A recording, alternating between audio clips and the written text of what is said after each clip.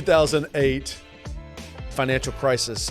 Think of if you go back and look at that time, people that had retired had to go back to work. People that were getting ready to retire had to continue working. It is a great example of a really strong 54% pullback, and people got burnt because the market was just exploding. It looked like it was not going to stop, and then of course it stopped.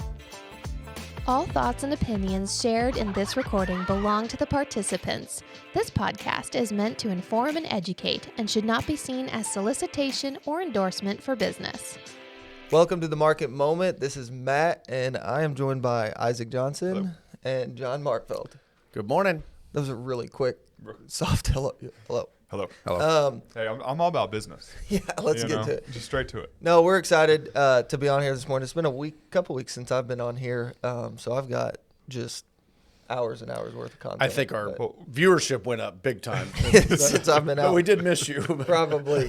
But yeah, today we're going to talk about, I feel like for weeks, if not months, we've been talking about like current headlines, what's going on in the market, and we're kind of tired of that. So we're going to do something different today. We're going to talk about kind of the top 10-ish things that you need to consider or answer or think about before you get too serious about retirement, right? Before you kind of make that leap into retirement, things that you need to be thinking about. We see this literally every day with new prospective clients, with existing clients that we're walking them through, making sure we're asking these questions and helping them, solve for these kinds of things. So thought it would be good to just kind of run through these, and maybe someone's out there listening and they're getting closer to retirement or thinking about that, and this will help you think of something that you haven't thought of. So anything before we jump in? No, just this is important because in our seminars and my phone calls I have with introductory calls, and Isaac, I have that a lot, first appointments,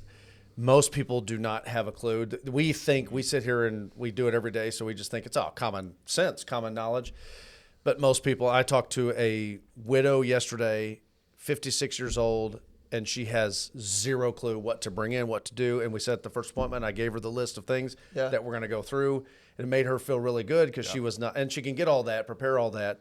So even though we think take it for granted, it is needed to be told, I think. For sure. So, anyway. So, okay, so number one, this is, in the order of these, be nice in the comments, but like this is kind of, this is what I think is the most important thing to ask when you're considering retirement, and it's, what are your monthly expenses, right? So what does it take you on a month-to-month, quarter-to-quarter, year-to-year basis to pay your bills, make ends meet, feed your family, and do things, maybe not the over-the-top things, but just kind of live your normal lifestyle? Like, what does that take? Yeah. So the thing that I like to bring up to clients is like, you can retire with $20 if you spend $1 a year to live, Right. like there's a way to do it, but if you spend a lot more, well, now the equation gets a little tougher. Right. There's been these commercials for years about what's your number, right? Yeah. And I get it. Like there's some validity to that, but we always take the approach of your number is way more about what are your expenses, not what is your portfolio. Yeah. Because to Isaac's point, some people can retire with way less than they think if expenses are in line and reasonable. So, I'll tell you something you should do if you're out there, you're thinking about this, and it could create a marriage counseling situation that you're going to need, but you can get these new software things you can tie to your bank and stuff, and I'm not as savvy about it as Isaac is or you are. I'm old. Yeah. We know that. Yeah. So, but there's these things, and I've had clients come in and do this where they actually list their expenses for a year, like for calendar year 12, and their bank account list everything they spent money on, and they can bring it in and show, this is my expenses. The reason why I say that, when we ask somebody their expenses and we go through our little chart and it comes out, your expenses are $5,000 a month, you make $10,000, but that $5,000 that you have in between is just poof, it's gone. Yeah. And it goes to expenses that we don't think about. So I think one of the ways to make sure you know your expenses, there are software, there are things in your bank, Isaac, you might speak to that, but there are things you can use now that you can get exact expenses, and that's so important. No endorsement, but like Rocket Money is what I use. It syncs to your bank account and tells me what my wife's spending, and me. She can see what you're spending. She can see what I'm spending too. But my purchases are always the expensive ones, and it only dings you if it's expensive. And so it's like, well, it's always for the family though, it's like, right? hey, what did you spend $300 on at Golf USA? That was for the family. That's the gas station. They changed their name, you know. I filled up all of our cars. No, it's super important. I think a lot of people and then we're gonna move on. We don't want to get too stuck on this. But with how popular subscription based models have become, and using your credit card, which most people do responsibly, but it's harder today to keep track of your monthly expense. I say it's harder. It's easier with some technology that you can go out and use, but it's also way easier to spend money. Yes. Like it's so easy to spend money, and a lot of things are recurring. You forget about it. It's like, I forgot about that $12 subscription offer. So doing an itemized line by line budget, and kind of audit of what those expenses are is super, super important, really, before you get too far into the process, because that's going to then dictate pretty quick. You're going to know how close you are, how realistic it is, and what you're going to need in terms of investments. So after that, this is still related to the expense side. So you've got your monthly expenses solved for, or you at least know what those are. Other financial needs that you have coming up. So I know I talk to clients a lot about, before you retire, let's think about the next 3 to 5 years, things that we know we're going to need, that we're anticipating, and either start setting some money aside for that, or maybe go ahead and do it while you still have income. Like, do you need a new vehicle in the next year or two? Right. Are there updates to your house that you're going to need or you're going to want to do? Larger financial things that happen, you want to anticipate those and either have those, kind of paid for on the side with cash, or go ahead and do it, because the last thing you want is in those first couple years of retirement to have a big surprise that you kind of could predict and could have planned for. Yeah, and this goes back to the future planning of expenses. So expenses are twofold. What are you expending now? And then when you retire, there's going to be expenses that go down, like fuel. If you go back and forth to work, and fuel might go down, right? And your food, maybe you eat at home instead of eating a lunch every day because you're at work, whatever. But there's other things that go up, like vacations. But that's stuff we need to know. Right. Are you planning on going on more vacations? We need a budget for that. So it's future stuff that's going to fall off. All that's part of that. And the big goals that you want to set out 5 years from now to buy a house or buy a car or whatever you're going to do. Right. Okay. So next is, what is your income plan? So now that you know what your expenses are, backing into and looking at, and hopefully you're working with an advisor or someone that's kind of walking you through this process. But once you know what you're going to need coming in every month, what those larger expenses are, how are you going to generate that income? Typically for most people, that's a combination of Social Security. Maybe you've got some kind of pension, even though those are fewer and far between. Arkansas still has a really good pension plan. So and teacher retirement plans and stuff. Right. Yeah. So they're still out there, but maybe you have a pension. And then most people, a lot of it's coming from either passive investments like real estate, or just their portfolio, like yield that the portfolio is spinning off, or just growth in their portfolio that we're having to pull off to generate that income. But where is that coming from? That's really important. There's a lot. We're going to keep that pretty simple today, because there's a lot of different kind of rabbit holes we could go down there. Mm-hmm.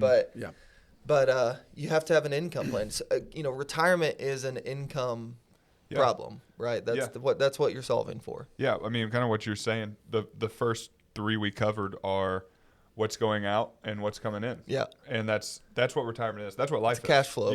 That's what finances are. Right. Is are you bringing in more than you're spending? And if what's going out is more than you're bringing in, is it at least sustainable? Yeah. And that's kind of where modeling that comes from. Now, rabbit holes we won't get into today, but Social Security is not as simple as it sounds, and most people don't know their number. Mm-hmm. There are simple ways to find the number, and also simple ways to find if you have, like if you're a widow, if you're divorced. There's like little things that a lot of people don't understand or know that can actually give them a bigger benefit. So those are things we go through in the planning process. Sure. And when you're sitting with us. Yeah. Yeah. Social Security is one of those things that it can be complicated. And related to Social Security and income planning, I jokingly say, like, if you can tell us when you're going to die, like, we can be really good at this. Yeah.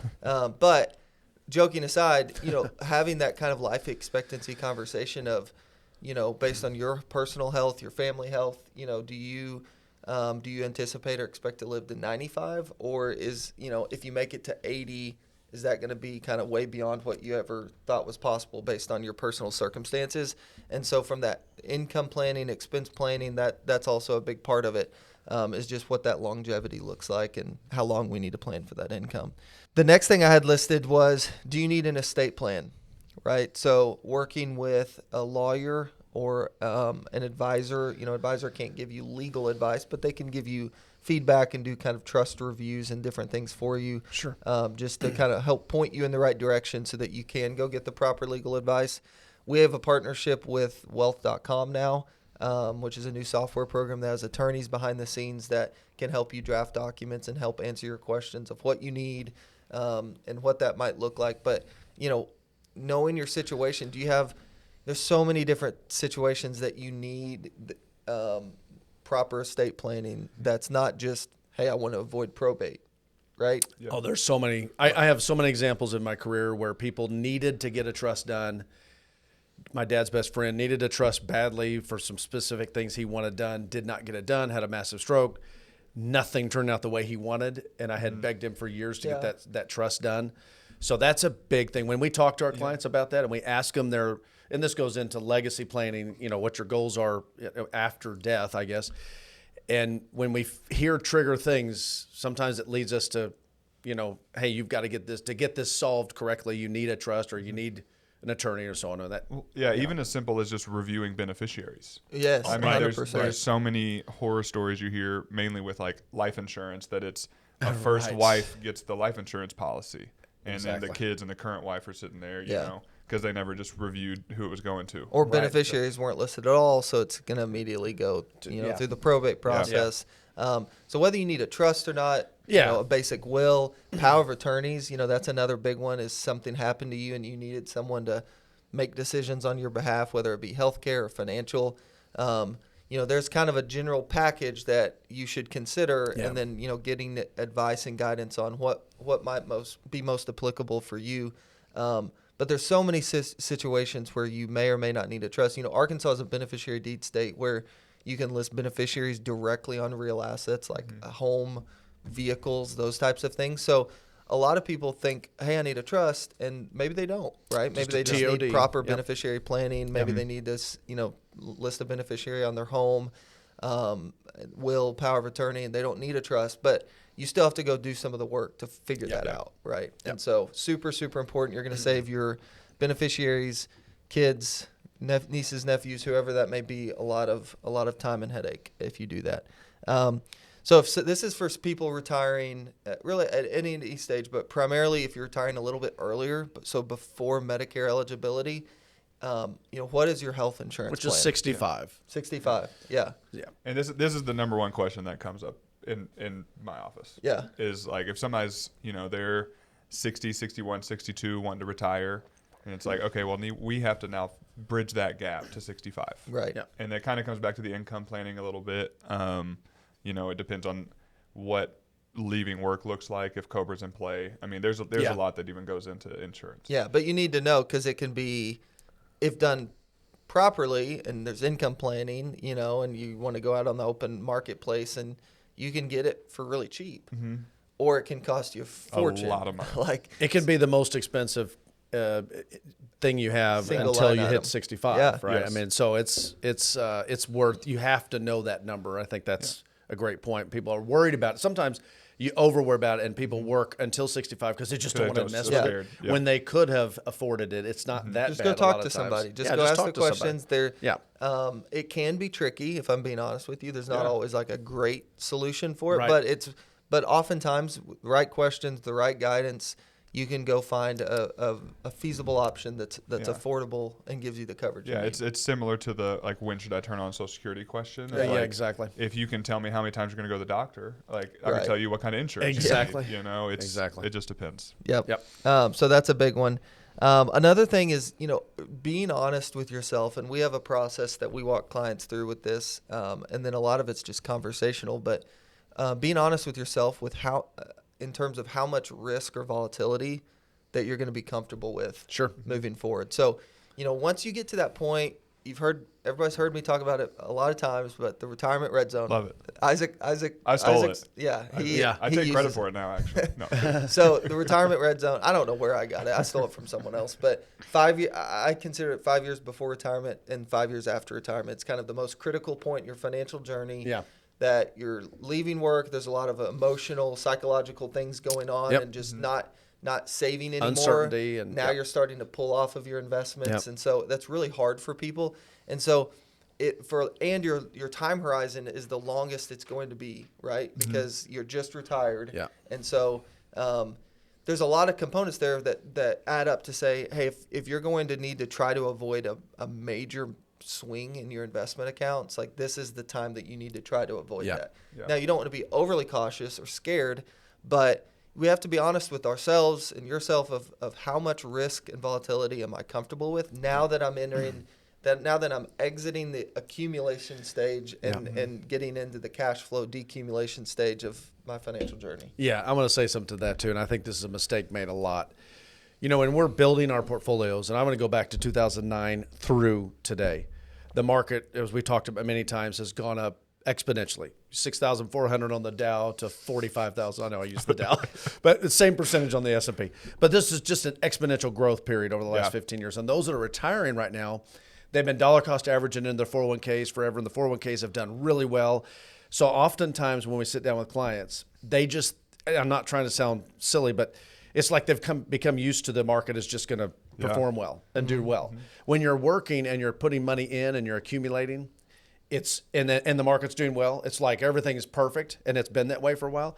When you retire, and this is a mistake, I think a lot of times you need to know your number, the risk, the level, not only what you're willing to accept, but what you need to accept to achieve your goals, and make sure you're adjusting your portfolio accordingly. Yeah. So I think that's a mistake that you stay too aggressive because it's the way that you win. If you have a market downturn early in that red zone part of retirement, it can really cripple your chances. Yeah. And I think that's so important. I think the red zone example, that terminology, I will steal it now too. It's great. But it's fantastic because it is actually true. It's the most important piece of that time. And a lot of people, and I've had it happen all the time. They come in, my 401k is up, 14% a year. I just want to keep it in there. I want to keep it in that aggressive portfolio. And that, I think you need to know what the number is, and you need to know that that's not going to last forever. It doesn't always go like that. Yeah, or how many people come in and they set their 401k allocation 15 years ago and then never looked at it. Yeah.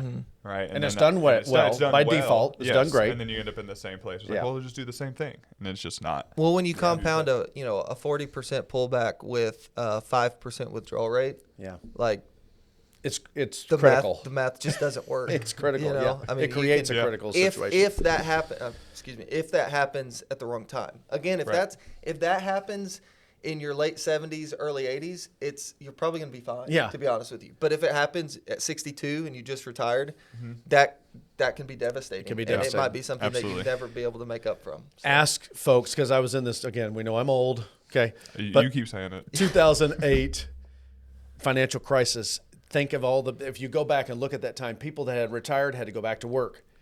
People that were getting ready to retire had to continue working. It is a great example of a really strong 54% pullback, and people got burnt because the market was just exploding. It looked like it was not going to stop, and then of course it stopped.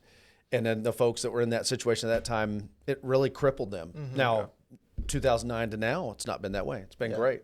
So we haven't had that experience in a long time, so people kind of forget. Yeah, I think that's where we can help them out. So to kind of summarize that, just go through. There's various questionnaires and processes you can go through. You can find them online. You can get them through us. But to just kind of walk through what kind of volatility or risk are you comfortable with, right? And a couple of the questions on our risk profile ask you hey, if the market did this in this time frame.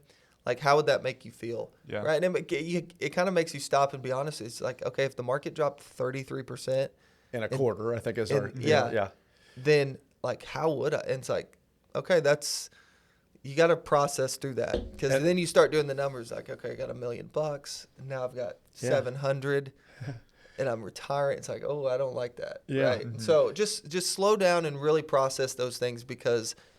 They're important. And if you're investing and you're trying to get above risk-free returns, you have to be honest with yourself and know that there's going to be risk and volatility that's involved just to varying degrees. Well, hey, but in April 2nd, through the end of April, the market was down 20%. It's shocking to think about that. 19 point. Didn't quite hit 20. Never hit a bear. So if you think about that, how that happened to people, and if they're invested incorrectly and they're getting ready to retire, that little time frame could just completely shock you and hurt you. And even though it's recovered, and but it's, to your point, if our clients that we've done financial planning for, if you have a didn't take that brunt of that 19%. And even if you do, if you have a plan for it, you have a plan, you're right, fine. then and you've solved for income, then maybe part of your portfolio is exposed, but you're like, hey, we've got the income coming in that we need, and it's just not that big of an issue. So exactly. Okay, next question or next topic is legacy goals. So this one's a big one. John mentioned it earlier, but it makes a big difference in terms of how you plan and what you need and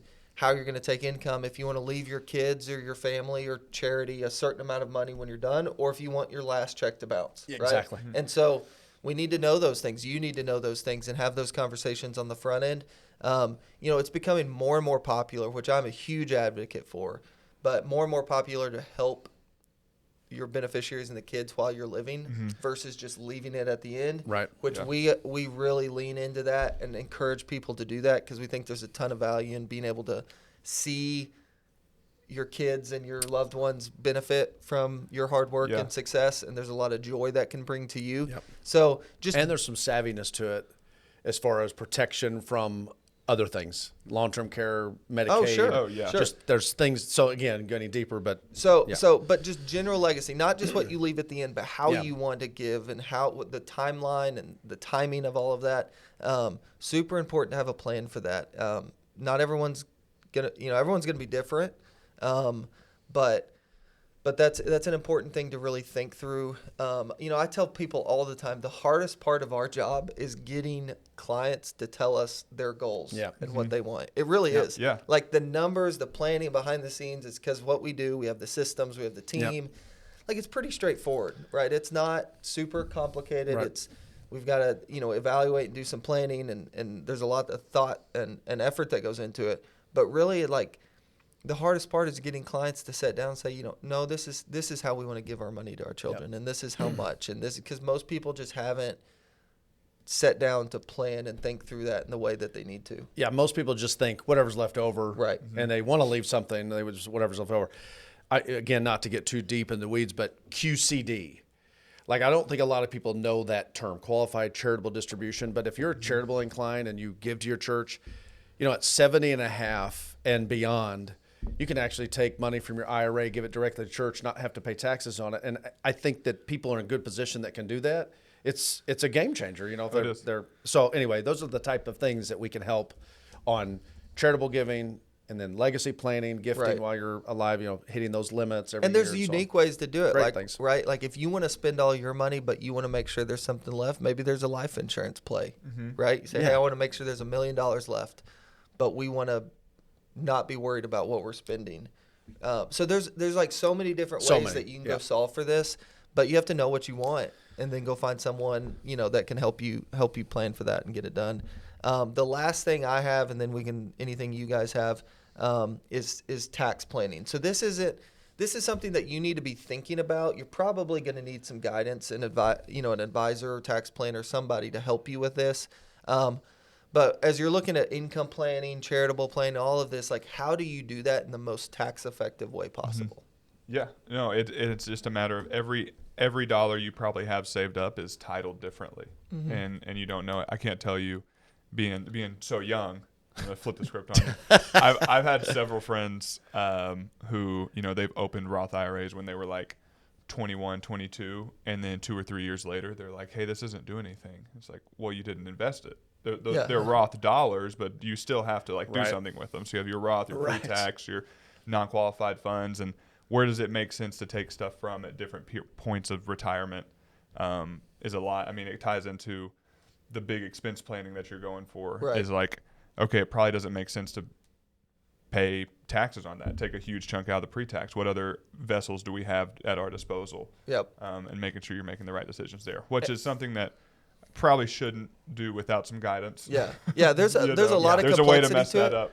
Oh, for sure. Very There's quickly. especially as you get later. There's things like Irma, right? Oh We gosh, don't like Irma. Like nothing. She sucks. Yeah.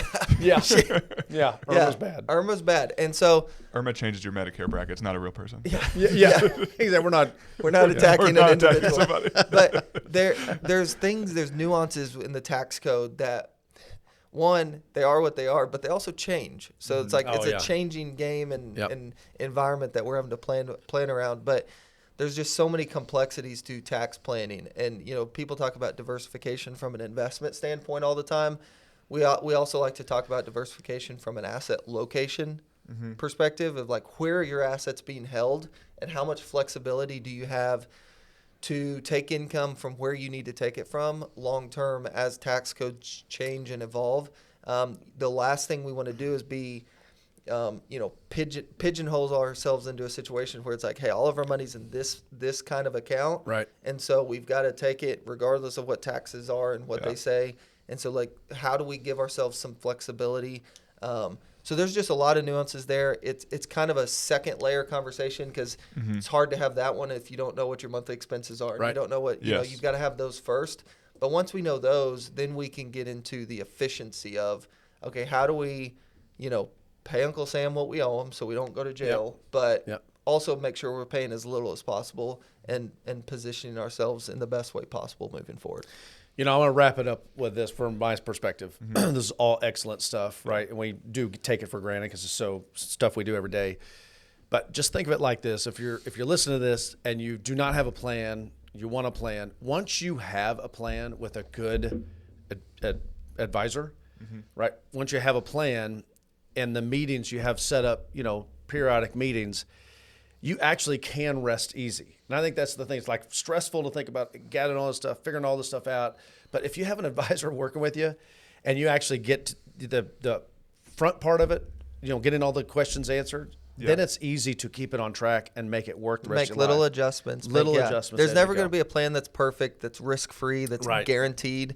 But with a good proper plan in place and subtle, small adjustments along the way, regular communication, then you do set yourself up for a high probability of success. Exactly. For sure. Exactly. So, any parting thoughts or words, or go Hogs! College World Series. Oh yeah, Omaha Hogs. It was a fun weekend. Yeah, super fun weekend. I told you guys, but I took Bennett to the game Saturday, which is awesome. He got a bunch of autographs on his jersey from the players after the game. Awesome. All the players were fun. like super cool with him, super friendly, nice, awesome. like good guys.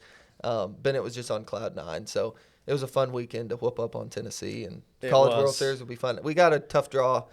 We have the toughest draw. LSU probably thinks the same thing. No, they do, because they get us. But it's a tough draw. But that's okay. Hey, you got to win them. You got to beat everybody. Yeah, got to beat them anyways. If we can win that first one, then life is not good. Not that it's smooth sailing because everybody's good up there, but we'll put ourselves in a pretty good spot. Interesting little side note: Murray State. I didn't really quite know much about them. They're the 4 seed in their regional bracket, and they're in Omaha. They were the 4th seed. So that's just not going to happen very often. That's right? awesome. So they made it through the regional, Super then they cool. made it through the super. It's why just crazy. It's why they play a tournament at the end of the season, right? And make them play it out. If we beat LSU, hopefully, and Murray State beats UCLA, I mean, we would play the 4. I mean, it's just kind of hard to believe that, but they're one of the last teams in. And, that's so fun interesting. for them. Cool story. Yeah. It's a cool story for Omaha's fun. Everybody that gets to go is a cool story. Yeah. But well, anyway, great conversation today. I thought it was good to just kind of take a step back and talk through some of these things that we are dealing with on a regular basis. If you're in the accumulation stages, right, a lot of different kinds of questions that you're asking yourself. Today was focused on that nearing retirement stage of life. Red zone. But red zone. The red zone. But as always, we appreciate you guys listening, watching. Give us a like, comment, email us any questions that you have, and we'll see you guys next week. The hosts of the Market Moment podcast are employees of Mach 1 Financial Group, LLC. Mach 1 is a registered investment advisor located in Rogers, Arkansas. A copy of Mach 1's current written disclosure brochure is available through the SEC website and available at disclosures.mach1fg.com.